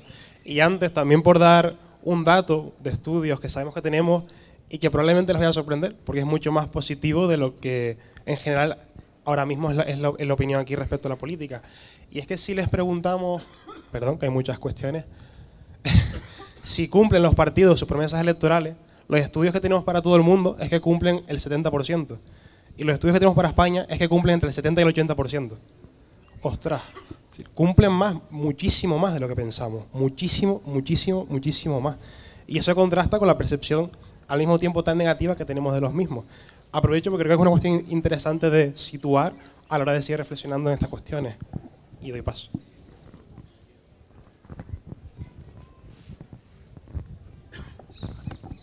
Bueno, yo agradecer a los tres ponentes, porque me parece que están siendo muy, muy interesantes sus intervenciones. Quería también decir que se ha repetido aquí además una afirmación que no está de más recordar, y es que es verdad que no todos son iguales. Es decir, esto que estamos viviendo hoy aquí, este debate que estamos teniendo, este foro público, no sería posible si no hubiese ahí, perdón Omar, Gobierno de Canarias, Juventud de La Laguna. Es decir, en todas esas instituciones gobierna la izquierda. La izquierda es quien fomenta esto y la izquierda es precisamente quien está más preocupada del valor de la democracia. Precisamente cuando, según los datos, es la gente de izquierda precisamente quien menos vota. Y es una disyuntiva, es una curiosidad que se plantea, ¿no? Porque la gente de izquierda se preocupa mucho por fortalecer la democracia, son quienes primeros la cuestionan, quienes dicen que hemos escuchado a líderes de izquierda decir que no vivimos en una democracia plena, que España no está viviendo una democracia plena, y precisamente es la izquierda quien son ese porcentaje de izquierda y de centro izquierda quien menos vota. Entonces creo que eso es importante ponerlo en valor porque no es lo mismo. Es decir, ya se ha tratado aquí, la gente de la derecha, lo decía Omar, la gente de la Vega Lagunera y demás, esa gente que de normal se podría pensar que vota a la derecha, luego resulta que te sorprende. Y resulta que entre las canteras y Gracia, es donde gana el partido de izquierdas, la confluencia de izquierdas aquí en La Laguna. Y son cuestiones que a lo mejor tenemos que romper también estereotipos, que tenemos que cambiar el chip y pensar que a lo mejor la cuestión es que, como decía María, la política es algo como de señoros, mayores, viejos, ¿no? Y la gente joven de 16, 18 años, esos que tienes en tu grupo de WhatsApp, les hablas de política y dicen, pero si eso lo hacen sesentones o cincuentones, esto, ¿a mí qué me estás hablando? A mí dame eso, Bad Bunny, y déjame de historias, ¿no? igual tenemos que plantearnos por qué no estamos... Hay que plantearse, los partidos tienen que plantearse, la gente que hace política, los sujetos políticos, los protagonistas políticos, tienen que plantearse por qué no llegan a la gente joven. ¿Por qué si llega el colectivo que ha puesto el cuerpo en el portito de Adeje para luchar contra Tumba del Alma? ¿Por qué eso sí llega y por qué eso estaba lleno de jóvenes? Claro, entonces... Pablo, te doy el micro y lo cuentas tú. Quiero decir, es que al final los partidos son, son como negocios que tratan de captar clientes. Hablábamos aquí, decíamos eso, ¿no? Buscan los clientes y tal. Pues hay una clientela. Yo no estoy de acuerdo con esa afirmación, pero si compro esa metáfora, hay una clientela de la que se están olvidando. Y es precisamente la gente joven. Porque la gente joven no cree que la política sea algo donde ellos tengan hueco. Estamos aquí sentados, esto lo organiza Juventud del Gobierno de Canarias, Juventud del Ayuntamiento de La Laguna, y sí, veo gente joven, veo una media de participación, o por lo menos de asistencia mayor de jóvenes que en otros debates. Pero también hay mucha gente mayor, tendría que estar a rebosar de gente joven. Y no lo están, porque no hay interés por la política por parte de ese sector poblacional. Y cuidado, si estamos ahora mismo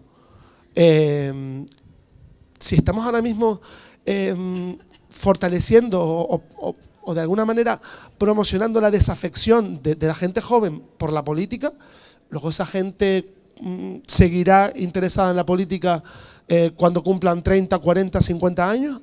Una cuestión que tenemos que preguntarnos. Hola. Sí, mi nombre es Adrián.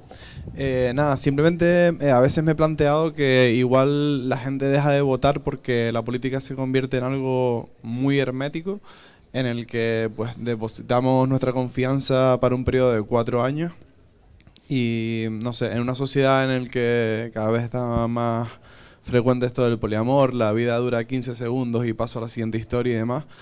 Quizás el hecho de que dejemos solamente votar a la gente cada 4 años puede ser uno de los problemas de que no nos sintamos tan partícipes. No sé si la solución puede empezar por dar más posibilidades a la gente de que tome decisiones en cuestiones más, de manera más frecuente en cuestiones más trascendentales. No sé si estamos preparados para sistemas de votaciones más actualizados, más modernos, que sean más fáciles y accesibles, y estar preparados para darle pues esa voz al pueblo, no solamente cada 4 años, sino de manera más frecuente, al menos como consulta ciudadana, que creo que nos falta mucho y hay otros países bastante más desarrollados que nosotros en ese sentido. Y luego, otra cuestión importante, y voy a ser muy breve, es que no sé, porque tampoco lo conozco, si siendo una democracia tan joven como somos, hay otras democracias que han apostado por crear hábitos. Es verdad que yo soy profesor y creo en la educación firmemente, pero en estas cuestiones que son tan fundamentales para la vida, igual crear el hábito desde un punto de vista del voto obligatorio, pues hubiese podido ayudar a crear en la gente una conciencia colectiva de poder acercarse más a la política. Entonces, bueno, no sé si la transición fue demasiado rápida y ese voto obligatorio hubiese ayudado a que todos estos problemas que tenemos ahora no sucediesen, y también el hecho de que se vote cada 4 años es un problema para ir cada vez menos a votar. Aprovecho para introducir la pregunta: ¿qué mecanismos creen participativos que podrían ser útiles? Tenemos experiencias, por ejemplo, los presupuestos participativos en Brasil. Hay experiencias muchas en Latinoamérica, algunas en España, pero es verdad que tampoco está exento de problemáticas. Por ejemplo, el porcentaje de gente que participa es pequeñísimo y al final tienes a un 1% de la población tomando las decisiones. Tampoco están exentos de problemáticas cuando el interés por participar no es mayoritario. Por tanto, ¿qué podríamos hacer en España? O más concretamente, ¿qué podríamos hacer en La Laguna incluso? Eso empezó en Porto Alegre, sobre todo. Empezó uno de los sistemas que se planteaban y hay un punto paternalista en la cual nosotros también, e inconscientemente lo repetimos, vamos a darles voz. es una falacia eso, es decir, la voz la tienen. Lo que hay que estimular, y desde un punto de vista educación básico, es decir, hay un problema de falta de educación, y lo hemos visto además que puede tener incluso desde un punto de vista de consecuencias de la participación política. Hay un problema educativo, la gente evidentemente necesita educación de forma constante, los jóvenes y los adultos. O sea, esto no es un problema exclusivamente de juventud. Entonces, jugando con ese sistema educativo, hay una educación que puede ser formal, y ahí aprovecho para introducir el papel que tienen los medios de comunicación con respecto a las fake news, etc. Es decir, nosotros tenemos unos medios de comunicación que no dejan de ser una especie de cuarto poder de lo que funciona o de lo que no funciona por parte de los sistemas representativos. Tenemos un sistema que nos permite votar cada 4 años y tenemos que estar contentos. Participar, involucrarse, todo esto es una cosa que requiere un aprendizaje, requiere una práctica. No es por arte de mágica, venga, vamos a votar ahora y de repente puedes votar lo que se puede hacer en tu barrio. No, evidentemente implica una labor pedagógica que parte desde el principio. Ser consciente de que tú vives en tu ciudad, tú eres el responsable de tu ciudad, y que si la ensucias tu ciudad, ¿no? Esa conciencia ciudadana que va mucho más allá de un concepto del político que hemos separado y a ver lo que te dan. Incluso el partido político ya ha salido aquí constantemente pensando digamos, en lo que le voy a dar al ciudadano, con campañas electorales hechas a medida con cada uno. Lo vimos en Obama en la primera campaña, que tenía un asesor que era muy joven, no sé si era de Harvard, con su mochila, el que le escribía los discursos, y salieron 20.000 reportajes de él, pero en la segunda campaña de Obama fue Facebook. Y directamente ya en lugar de los que le escriben los discursos políticos, eran matemáticos que hacían campañas personalizadas con el Facebook. Eso lo copió Donald Trump, vimos también el escándalo de Cambridge Analytica, comprando en el Reino Unido, lo utilizó el Partido Popular, lo utilizó Rajoy, campañas unipersonales, es decir, voy a decirle a este candidato lo que tú quieres, a este elector concreto, ¿no? Esa forma de entender la política desde un punto de vista utilitarista, de voy a utilizar al elector o le voy a dar lo que yo quiero particularmente. ¿Qué es lo que pasa? Que evidentemente el ciudadano muchas veces, con este voto de cada 4 años, su interés, la forma en la cual concibe la política lo ve de esa forma, y a través de los medios de comunicación, donde además nos encontramos 20.000 encuestas. Estamos hartos de ver encuestas en los medios de comunicación, y las encuestas ni siquiera son un reflejo, sabemos que es una foto de ese momento, una foto estática. Los sondeos, y nos los explican, pero sabemos que son instrumentos, ni siquiera son un retrato, son instrumentos que utilizan los partidos políticos para influir, para meter temas, lo vemos de forma constante. El papel que tienen los medios de comunicación, y aquí es donde me gustaría también apuntar ese aspecto, es desde un punto de vista de empezar a cambiar la agenda informativa. La agenda informativa que desde un punto de vista ponga el foco en la sociedad y no simplemente en los partidos políticos. Vean cualquier página de cualquier periódico todos los días. Son notas de prensa sistemáticamente. A veces ni siquiera son informaciones, sino simplemente es algo pagado. Publicidad institucional disfrazada de información. Si esta es la imagen que nosotros tenemos de la política, la que vemos en los medios de comunicación, la rueda de prensa, el concejal de turno con un casco cambiando una bombilla, una farola, y esa foto viene del gabinete y la tenemos ocupando una página entera. Esa es la política que nosotros vemos todos los días en los medios informativos, abriendo el informativo. El PP se cabrea, el otro le dice, contestan. Con lo cual, hay una política y unos actores políticos que los medios de comunicación tienen que hacer una labor de pedagogía para que la gente entienda que la política es una cuestión de ellos. Y eso pasa con que los medios de comunicación, primero, tomen un papel de velador, de cuarto poder tradicional, ¿no? El concepto tradicional de perro guardián, etcétera, donde empiece a marcar la agenda. Marcar la agenda informativa significa vamos a empezar a hablar de estos temas. Pero no solo vamos a hablar de estos temas, sino lo vamos a hacer con este enfoque y con estas fuentes.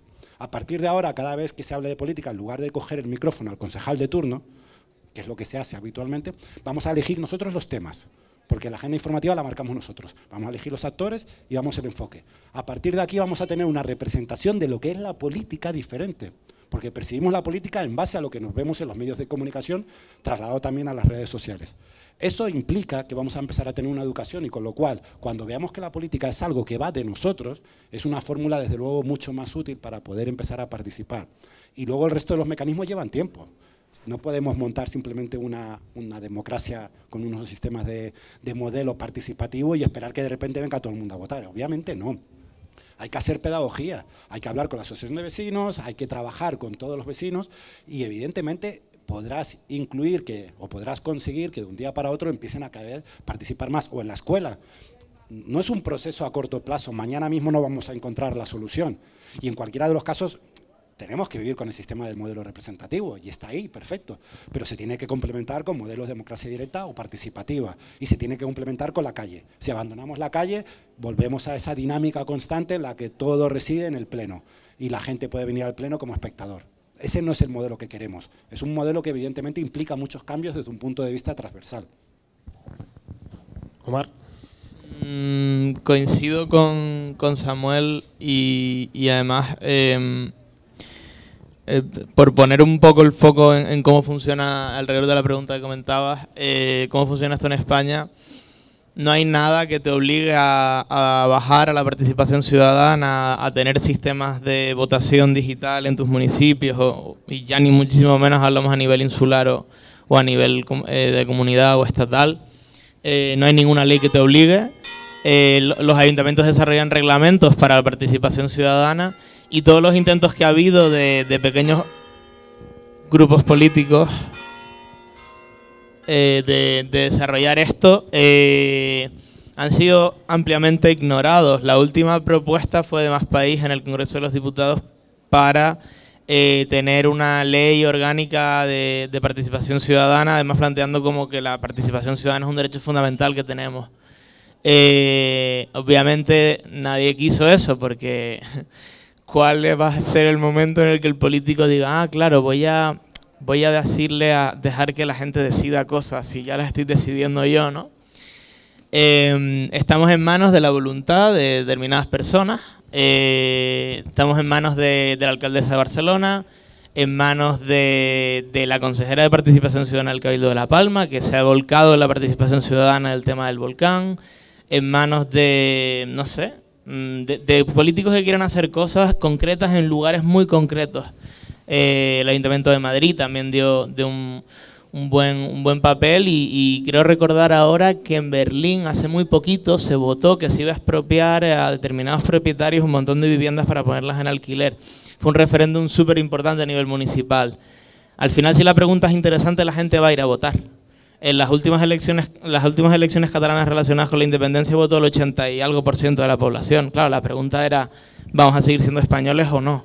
O bueno, vamos a generar una respuesta a este tema, porque claro, eso, luego independizarte es mucho más complicado, ¿no? Entonces, estamos muy verdes, nosotros somos una democracia súper joven, hay muy pocos ejemplos en el mundo que generen democracia directa, y solo quiero comentar el ejemplo de Suiza, en el que el gobierno está formado siempre por varios partidos políticos. O sea, no es como aquí, en el que nos peleamos izquierda-derecha, en el que la gente acabamos diciendo, pues la izquierda es mejor que la derecha, o la izquierda quiere más que esto, sino que el gobierno está formado por varios partidos y un porcentaje importante de las decisiones que se toman por votación de la gente, y tú tienes que obedecer eso. O sea, Suiza es un país que votó que quería reducir sus vacaciones y cosas de ese tipo. O sea, son cosas que yo no sé si aquí, no sé cómo nos las tomaríamos, pero digamos que estamos muy verdes, pero que estamos avanzando, que hay mucha gente que quiere desarrollarlas y que yo al menos observo que cada vez más los partidos políticos toman en cuenta el papel del gobierno abierto, de la participación ciudadana y de tener espacios de mediación entre el gobierno, las organizaciones y la gente, porque muchas veces la sociedad no tiene tiempo para dedicarse a la política y esos instrumentos pues son muy interesantes, ¿no?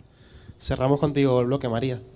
Yo voy a ser súper concisa, además ya les estoy viendo las caras de que se están muriendo todos y todas de frío, así que yo para incentivar creo que se reduce a invertir en políticas públicas como estamos haciendo ahora mismo aquí. Es decir, el espacio que estamos compartiendo ahora mismo es un espacio presencial, participativo, horizontal, y al final hay alguien que está financiando esto, ¿no? Y como decía, creo que fue FER, es pues el gobierno de Canarias, pues es la concejalía de no sé qué, no sé cuánto. Entonces, creo que hay que incentivar en políticas públicas que se hagan cargo de la participación ciudadana. ¿Y por qué digo incentivar en políticas públicas? Porque lo público llega a todo el mundo, o debería de llegar a todo el mundo.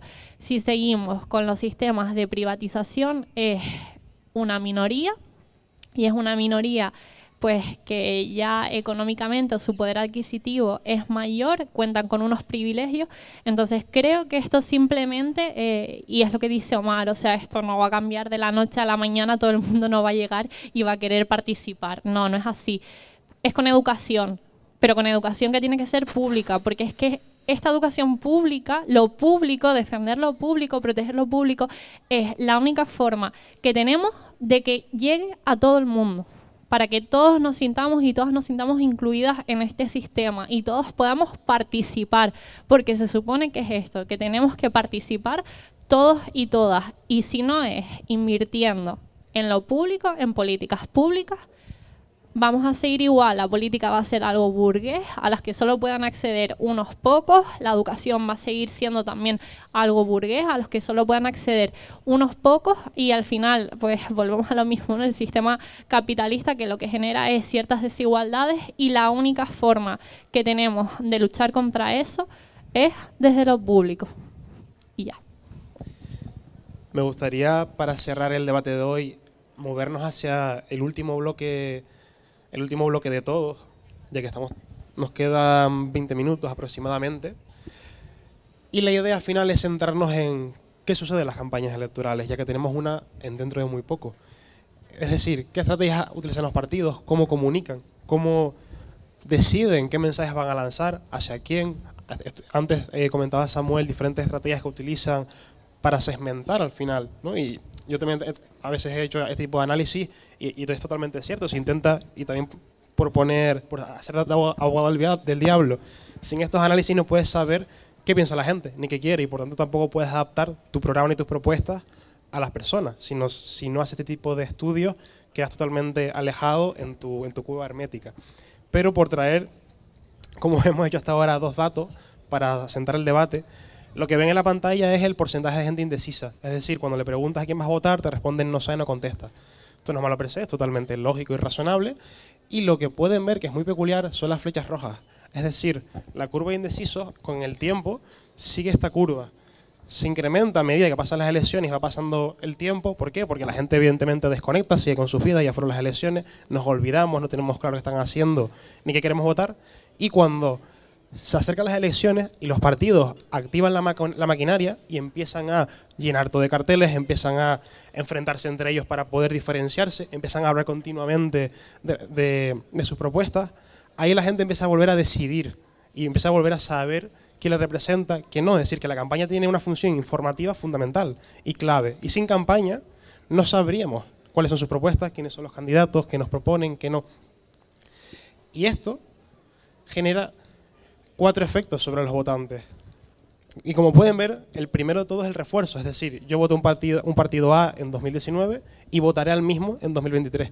Y como pueden ver, el 60-70%, el estudio más antiguo es de Ferraz y Coma del 2000, el otro lo hice yo muy rápido el otro día, así que es menos robusto, pero entre el 60-70% simplemente se refuerza. Es decir, voté A, vuelvo a votar A. Por tanto, las campañas no tienen un impacto tan grande. Es decir, que tal vez las magnificamos y pensamos que los partidos son grandes maquinarias que nos van a mentir, nos van a engañar, pero la inmensa mayoría de gente ya está totalmente convencida de su voto, totalmente convencida. Un pequeño porcentaje, como pueden ver ahí, se activa, es decir, no votó y ahora vuelve a votar. ¿Quién lo hace? Pues puede venir de votantes de izquierdas, de derecha, de centro, a partidos pequeños, partidos grandes, esto varía. Hay otro pequeño porcentaje que se desactiva, es decir, opta por no votar. Y finalmente uno muy pequeño, que es por los que más prensa se hace, más artículos vemos, ¿no? Que son las conversiones, es decir, quiénes vienen de un partido a otro, quién consigue robarle votantes a otros. Pero ese porcentaje de votantes es pequeñísimo. Estamos hablando de un 9, 10, 8%. Por tanto, esto también permite situar dónde se mueven los partidos, sabiendo que la gran mayoría de sus votantes ya son fijos y tienen que pelear por unas migajas, y tal vez sin esas estrategias tan detalladas, tan de datos, tan de qué necesita la gente, no van a poder llegar. A partir de aquí lanzó el debate. ¿Cómo son las campañas electorales? ¿Qué estrategias hay? ¿Quieres empezar ahora, María?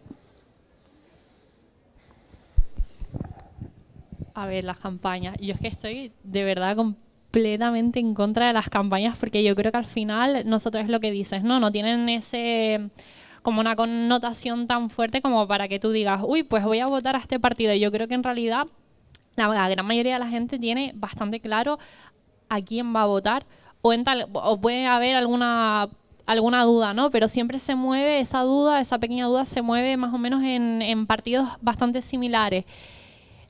Para mí es una pérdida de dinero por parte de los partidos, porque al final yo creo que nosotras y nosotros lo que vemos es el recorrido, ¿no? Y los cambios que han hecho durante esa legislatura, ya sea de 4 años, ya sea de 8 y demás. Pienso que los partidos incluso es algo tan tradicional, es decir, es algo casi que viene de familia. Yo siempre se lo digo a Pablo, incluso digo, no hay nada más fiel que un votante del PSOE, o sea, les da igual el caso mediador, les da igual lo que salga. Van a seguir votando al PSOE, van a seguir defendiendo al PSOE. O sea, son muy pocas las personas en realidad que son críticas, ¿no? Que analizan, pues, qué ha hecho mi partido este año, qué es lo que propone que va a hacer. O sea, yo creo que eso es nulo. Es decir, creo que es algo nulo. Entonces yo con las campañas a mí realmente lo que es que me estorban en el sentido de que les das como mucho protagonismo, ¿no? A los políticos y a las políticas cuando yo creo que no se les debería de dar tanto, ¿no? Pero realmente creo que los votantes, o sea, es que hay votos que son inamovibles, es decir, la gente que vota al PP sigue votando al PP. Sí es verdad que a lo mejor con partidos como Podemos o como Vox, pues hay como una... Por eso digo, ¿no? Las pequeñas dudas son entre casi lo mismo, ¿no? Porque, bueno, PP, Vox, para mí las diferencias son... Para mí, ¿no? Esto es algo muy personal, son mínimas. PSOE y Podemos... Pues hay gente que es verdad que se va del PSOE porque pues están cansados de esa izquierda conservadora, vieron algo más innovador, pues bueno, pues te vas a Podemos. Pero yo sinceramente creo que no es algo que vaya a cambiar, que la campaña electoral vaya a cambiar el rumbo del partido. Quizás sí para partidos que no se conocen, por ejemplo, Proyecto Drago, ¿no? Que la gente no lo conocía, quizás ahora en la campaña electoral pues se pueda dar mínimamente a conocer. Creo que tampoco en las campañas electorales llegas a ese gran alcance, sino que al final es con la participación, ¿no? Sobre todo la gente un poco más mayor, porque en redes sociales, pues es verdad que los jóvenes, pero después como los jóvenes no votamos, tampoco pienso yo que sirva de mucho, ¿no? Que los conozcamos. Pero sí es verdad que quizás en prensa, cuando empiecen a hacerse eco y demás, no sé, yo soy... Pues poco, yo sinceramente pues coincido con la estadística, ¿no? Que el resultado que pueda tener una campaña electoral creo que no va a mover a mucha gente a que voten una cosa o que dejen de votarlo, ¿no? Yo creo que al final son fieles, o sea, yo flipo. Y además es algo que a mí es lo que más me desconcierta de todo, que pienso que la gente no está haciendo nada crítica con la política, sino son fieles. O sea, yo de verdad lo digo con los votantes del PSOE, porque con el caso mediador ahora digo, les da igual.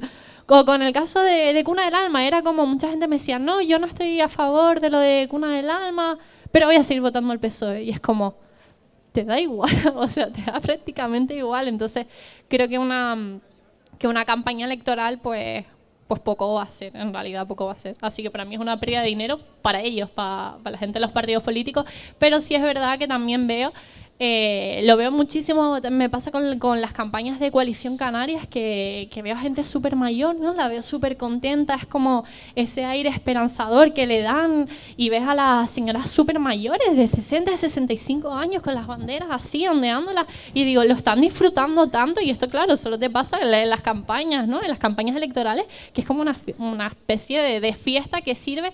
Yo creo que en realidad para lo que sirve, yo pensando a la hora, es para fortalecer esa militancia, quizás, que yo creo que eso sí es súper importante, fortalecer la militancia, que a lo mejor están 4 años que no se enteran, que desaparecen completamente, que están fuera de combate, pero es verdad que después vienen las elecciones y es como ese aire renovador de aquí estamos, somos más fuertes que nunca. Entonces creo que puede servir para fortalecer a la propia militancia, pero para hacer cambiar de opinión a alguien, no. Creo que en todo caso podría servir para llamar la atención de gente que no vota, como los jóvenes, pero después como nosotros no y nosotras no votamos, es como, pues no.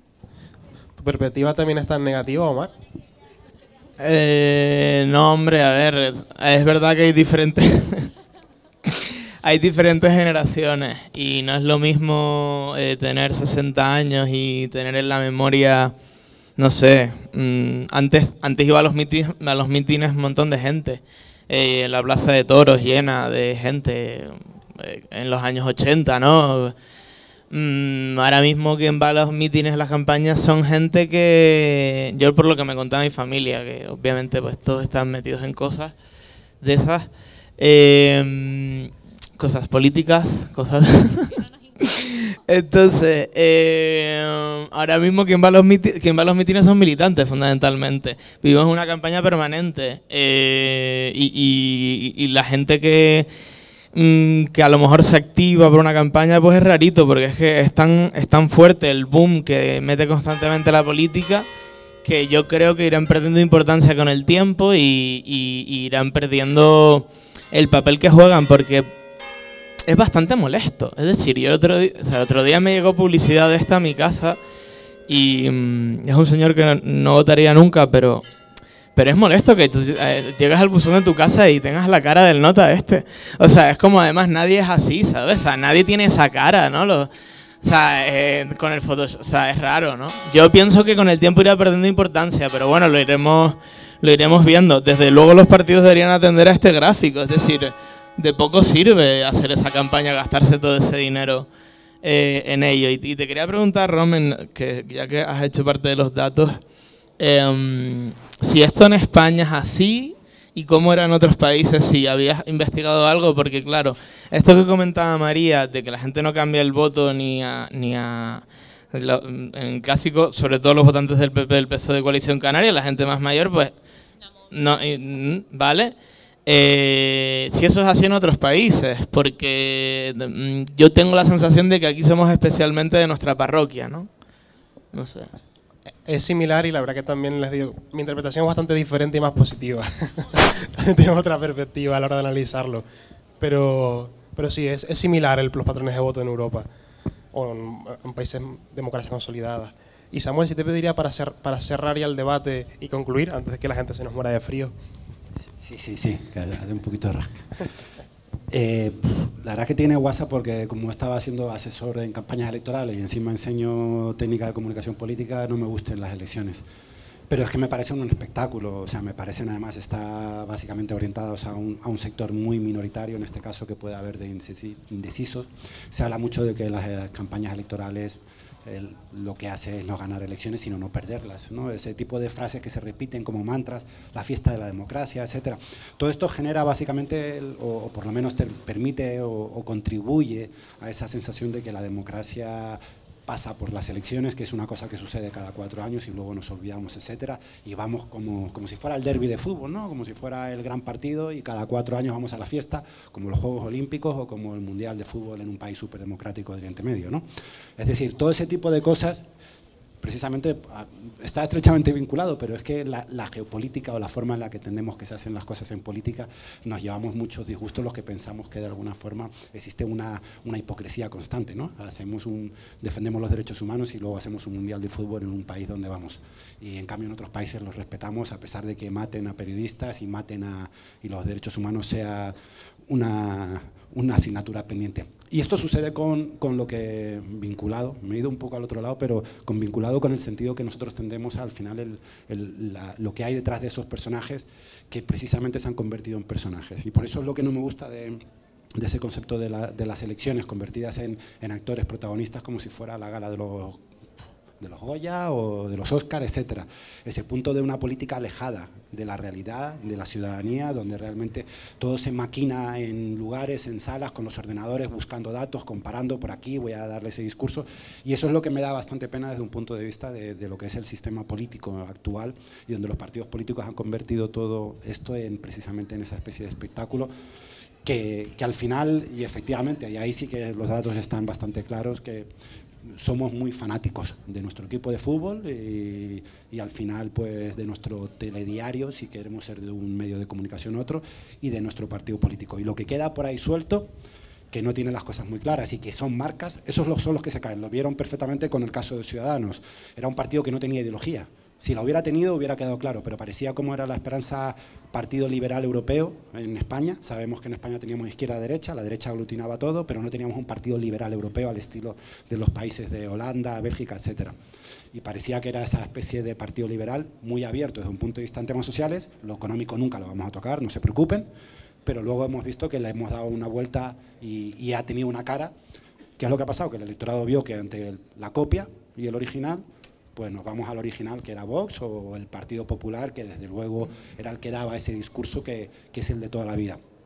Y esa es la única diferencia donde yo puedo encontrar esos pequeños matices en las elecciones que pueden pasar factura desde un punto de vista de resultado de sorpresa. También es cierto que sería bueno separar lo que es a nivel local y a nivel municipal y a nivel nacional, porque una cosa son las tendencias nacionales donde nos movemos por la bandera y otra cosa es a nivel local, donde realmente muchas veces yo me voy a cambiar de partido, pero el alcalde es el que ha hecho los arreglos en toda la vida y me da igual el partido que se presente, yo voy a votar a este señor. Aunque sea un sistema de partidos políticos, votamos a este señor porque es el que ha hecho las cosas en el barrio. A nivel nacional ya entra una clave diferente, que es lo que sí que nos permite jugar con otro tipo de temas, donde al final vas a votar a lo mejor por la bandera y ese determinado tipo de aspectos, Cataluña, País Vasco o en cualquier otro lugar, o en Madrid, donde ahí ya se mueven unos aspectos muchas veces muy irracionales, muy sentimentales y a lo mejor probablemente con ciertos matices no tan pragmáticos como el del pueblo, que yo he votado a este señor toda la vida porque me ha arreglado las cosas del barrio. Vamos a dejarlo aquí, así que agradecerles primero a todos los ponentes. Creo que han trasladado multitud de opiniones, a veces convergentes, a veces divergentes, y que eso es lo bonito. Igualmente en otros debates habrán otras opiniones también diferentes que podrán complementar todas las perspectivas que hemos tenido aquí hoy. Agradecerle a todos ustedes que hayan asistido, porque si no, no tendría sentido el organizar todos estos actos. Y también agradecer la organización al colectivo V de Vida con este proyecto Habla Canarias, a la Consejería de Juventud del Gobierno, a la Concejalía de La Laguna de Juventud y a Gran Laguna, ya que si no hay apoyos institucionales para generar estos espacios, sería imposible tener estos encuentros donde poder hablar y poder reflexionar. Así que ojalá, independientemente de quien gobierne, siga apoyando la participación ciudadana, siga apoyando la reflexión ciudadana y podamos seguir hablando de temas tanto de política como de modelos económicos, como de geopolítica, y tener un espacio donde poder encontrarnos de forma periódica componentes expertos, componentes con contenido técnico, donde todos podamos reflexionar y pensar juntos.